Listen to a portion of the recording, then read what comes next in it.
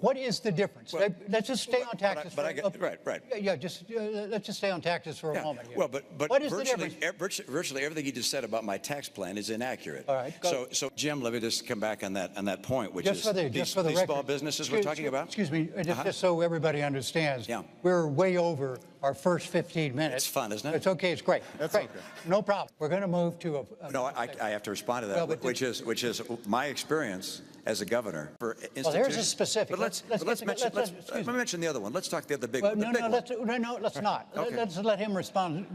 Let's let him respond to this specific on Dodd-Frank and what the governor just said.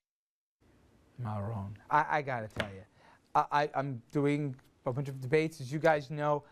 The only job that you can't screw up is the moderator. And bless Jim Lehrer, who's a legend in this business, who's done a dozen of these debates. Keep time. Just keep time. Right. You know, everybody knows that if you say stop talking enough, they got to stop talking. But I just had this image, remember for the cartoon, where the person's like a pancake after the steamroller goes over them? That was Lehrer to me. I don't know what happened last night, but for people who bother, Jim Lehrer deserves better than that being his final, basically sign off. But that's what it's going to be for him last night. It was bad. I'm actually going to defend him a little bit. I think because listen, why was he there?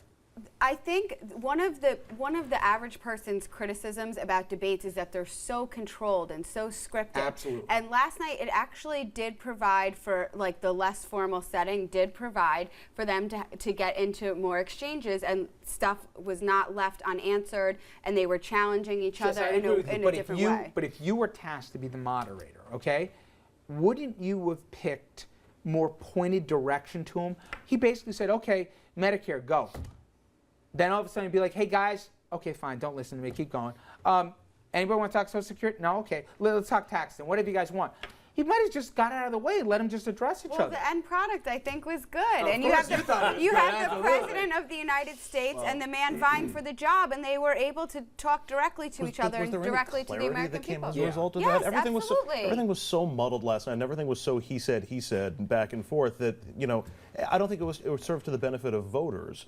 And I thought I think Andrew's right. A little more like, no, you've had your time, let's get a reaction there. A little more control. They both had plenty of time. I'm with you. Yeah. I just thought I liked the format. I thought it was good. I'm not, this narrow casting, 60 go. Yeah, but I just thought that it was like an amoeba. And to me, the American public would have been better served if it was more directed. Okay, I'll tell you one thing. There's a little inside baseball, but you guys may know this.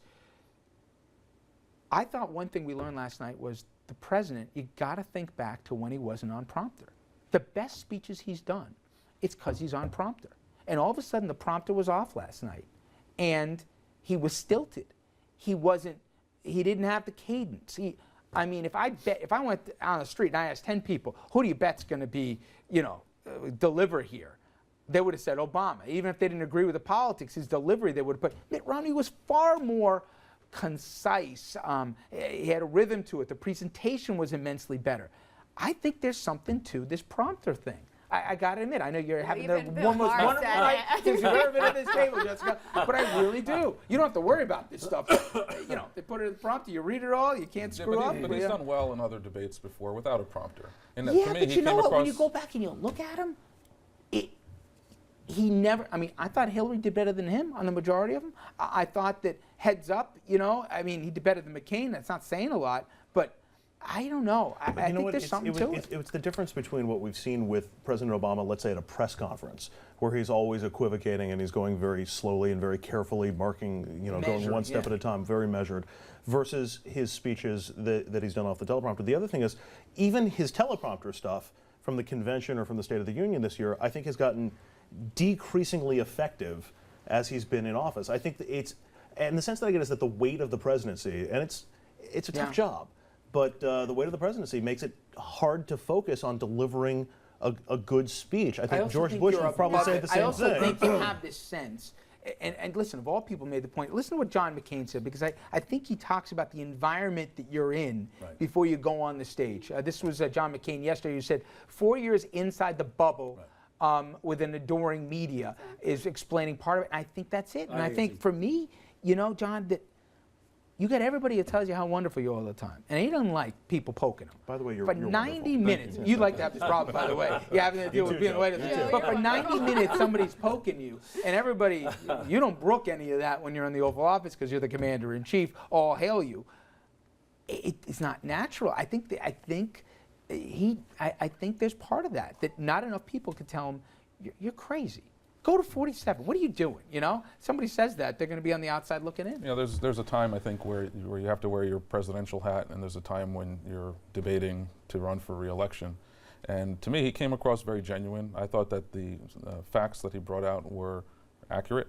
Or, there might have been some, you know, as they all do, that fall in that gray area. Yeah. But just overall, he did come across very genuine and very Policy very wise, but not passion. Let me ask you the last professor-like. thing. Did we like the happy anniversary, honey, at the top of the thing, or no? Yeah, I thought it was great, but then Romney totally stole his moment, which I thought was even better.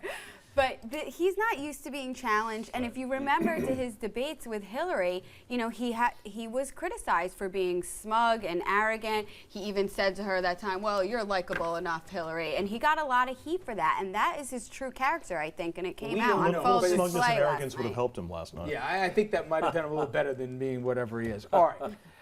We're going to take a break here. But when we come back, we're going to sit down with our new friend, John Arvanites, and we're going to talk about the race ahead of him in New Jersey in his congressional district. Stay with us. We'll be right back.